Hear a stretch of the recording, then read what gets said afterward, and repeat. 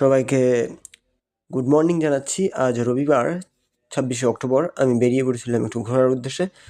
তো ঘুরতে ঘুরতে ভিডিও করার পরে আমি ভাবলাম যে তোমাদেরকে একটা ইনফরমেশন দিয়ে দিই। যেহেতু আমি এসেছিলাম গরমের শেষ আর শীতের শুরুর দিকে, এর মাঝামাঝি সময়ে। সেই সময়ের পার্থক্য ছিল মাত্র 3 ঘন্টা 10 মিনিট এরকম সামথিং।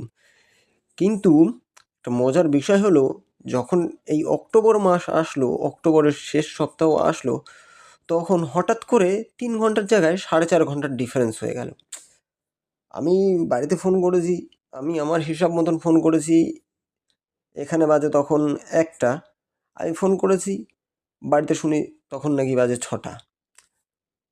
কি মহাবিপদ! আমার মোবাইল কি নষ্ট হয়ে গেল, না আমার ফ্যামিলির মোবাইল নষ্ট হয়ে গেল, না আমি অন্য কোনো ইসে চলে গেলাম, কে জানে। এরকম একটা বেশ সাসপেন্সের ভিতরে ছিলাম। তারপরে 2-1 দিন পরে গিয়ে আমি আমার বসের কাছে যখন জিজ্ঞাসা করলাম, তখন বলল, না না, অক্টোবরের শেষের সপ্তাহে 3টে থেকে 2টোয় আবার রিটার্ন করে আসে ঘড়ির কাঁটা সময়টা।